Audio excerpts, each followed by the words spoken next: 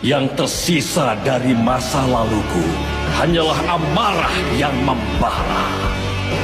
Kesetiaan meruntuhkan hidupku. Jeritan terakhir para prajuritku masih menghantuiku. Semua yang mereka rampas dariku akan dibalas dengan api dan darah. Api pembalasan akan melenyapkan kerajaan yang penuh pengkhianatan ini. Istana mereka akan hancur bagaikan pasir di bawah amarahku.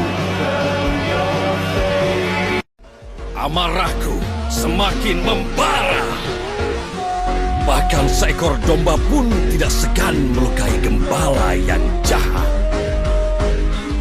Kebencian adalah sahabatku sekarang. Pengkhianatan memiliki terlalu banyak wajah.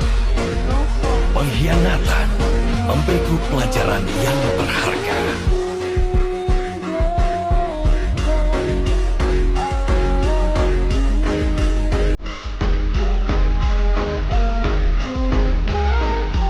Dulu gue benci banget sama karakter Squidward karena waktu gue kecil nonton SpongeBob, gue ngerasa karakter Squidward itu gak asik, gak seru, gak bisa diajak main. Tapi semakin gue dewasa, gue semakin berpihak kepada Squidward yang lebih menginginkan ketenangan. Dunia ini selalu berjalan dengan apa adanya. Gak peduli kita siap atau tidak, waktu akan terus berjalan dan menyesuaikan dengan usia kita.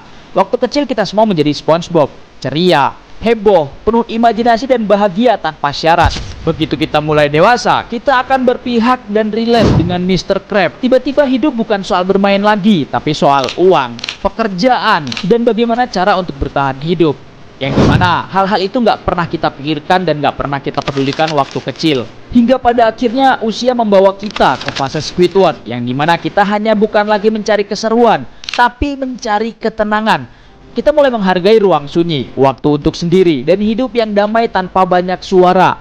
Dan ternyata gue mulai mikir, ternyata dulu bukan Squidward yang gak asik, tapi karena karakter Squidward ini sengaja dibuat untuk menjadi relate dengan orang yang mulai dewasa. Pada intinya, hidup punya fasenya masing-masing. Ingat, hidup itu gak selalu soal keseruan dan kehebohan. Akan ada masa di mana kita memahami bahwa ada hal yang jauh lebih besar dari sekedar keseruan itu. Psikologi mengatakan bulan di mana Anda dilahirkan dapat mengungkapkan aspek-aspek kunci dari kepribadian Anda. Ambil bulan Juli misalnya. Kalau lo lahir di bulan Juli, lo bukan tipe yang banyak bicara. Lo lebih sering dengerin, tapi lo inget semuanya. Bahkan hal-hal kecil yang orang lain anggap sepele. Lo bisa bikin orang ngerasa aman, padahal lo sendiri jarang ngerasa aman. Dan lo punya satu kebiasaan, nyembunyiin rasa sakit di balik senyum yang tenang. Lo nggak butuh sorotan, tapi tanpa sadar semua orang ngeliat lo kayak pusat gravitasi di ruangan. Psikologi nyebut orang kayak lo empath dominan. Lo bisa ngerasain emosi orang lain, tapi sering lupa ngejaga diri sendiri. Lo nggak harus marah buat nunjukin kekuatan, karena ketenangan lo udah jadi bentuk dominasi yang paling halus. Dan ketika lo kecewa, dunia ngerasain getarannya meski lo nggak bilang apa-apa. Juli bukan cuma bulan lahir, itu tanda dari jiwa yang lembut, tapi tajam. Yang bisa nyembuhin orang lain, tapi juga terluka paling dalam. Kalau lo Juli, lo bukan cuma ngerti perasaan orang lain. Lo nyatu sama rasa itu, sampai lo lupa ngerasain punya lo sendiri. Lo tahu gak sih kalau sarapan itu ternyata nggak penting, Zat? Loh, udah tahu sih. Tapi gue ceritanya lebih dalam lagi, Zat. Oke, coba ceritain. Secara biologis nih, Zat, manusia itu ternyata tidak diciptakan untuk sarapan. Bahkan manusia zaman dulu nggak punya ide atau kenal dengan istilah sarapan. Jadi sebenarnya badan kita ini udah disetting untuk bisa hidup tanpa sarapan. Terus pertanyaannya nih, sejak kapan kita kenal dan mulai tahu konsep sarapan? Bahkan ya kebanyakan dari kita menganggap sarapan itu sangat penting untuk memulai hari kita. Ini semua dimulai oleh seorang dokter yang namanya John Harvey Kellogg, yang merupakan pengawas dari tempat resort kesehatan bernama Battle Creek Sanitarium. Dan yang gak disangka adalah asal mula ide dia menciptakan sarapan ini. Percaya gak percaya nih, Chat, sebabnya itu adalah onani dan nafsu seksual. Loh, apa hubungannya itu, Son? Jadi John Kellogg ini percaya kalau onani itu mencemari diri seseorang dan dapat menyebabkan penyakit mental, degenerasi fisik, kebutaan, bahkan kematian.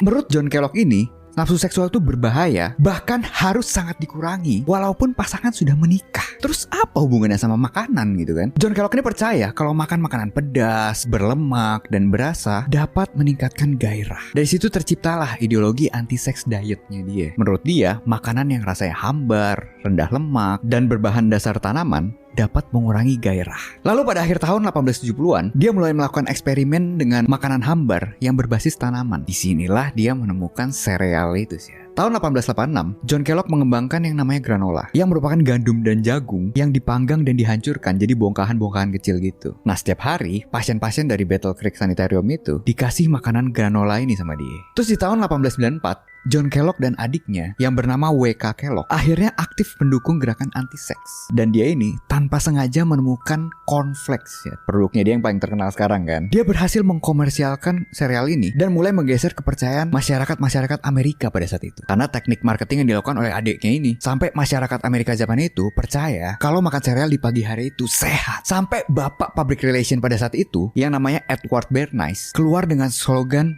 "Breakfast is the most important meal of the day." Karena ini industri sereal makin berkembang dan marketing lain mengenai sereal itu atau sarapan ini semakin banyak. Kayak contohnya eat breakfast for strength, terus a healthy start of the day. Ada juga light clean food in the morning, prevent illness, sampai mencegah penyakit bayang. Bahkan keluar riset mengenai konsumsi sereal yang ternyata dibayar oleh perusahaan-perusahaan produsen sereal. Waduh. Jadi ini semua nggak berbasis sains ya. Ini berawal dari ideologi satu orang yang bernama John Kellogg dan kehebatan marketingnya. Yang kalau sekarang kita bilang S3 marketing itu sih. Amarahku semakin membara. Bahkan seekor domba pun tidak segan melukai gembala yang jahat. Kebencian adalah sahabatku sekarang. Pengkhianatan memiliki terlalu banyak wajah. Pengkhianatan memberiku pelajaran yang berharga.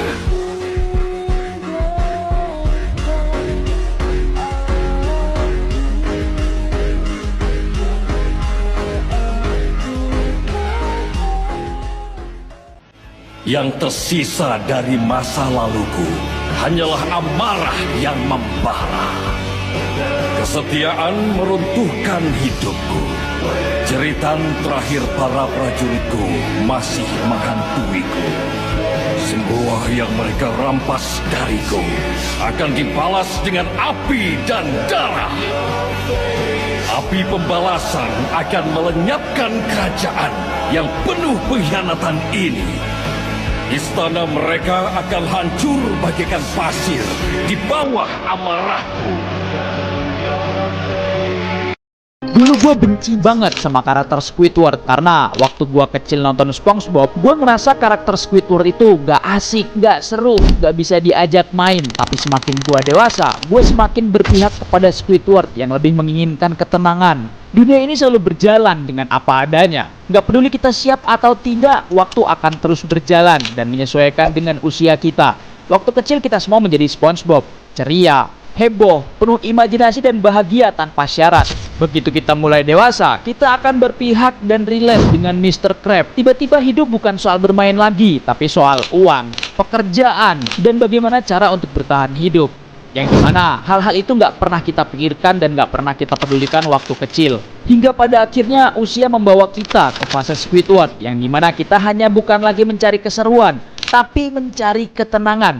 Kita mulai menghargai ruang sunyi, waktu untuk sendiri, dan hidup yang damai tanpa banyak suara. Dan ternyata gue mulai mikir, ternyata dulu bukan Squidward yang gak asik, tapi karena karakter Squidward ini sengaja dibuat untuk menjadi relate dengan orang yang mulai dewasa. Pada intinya, hidup punya fasenya masing-masing. Ingat, hidup itu gak selalu soal keseruan dan kehebohan. Akan ada masa dimana kita memahami bahwa ada hal yang jauh lebih besar dari sekedar keseruan itu.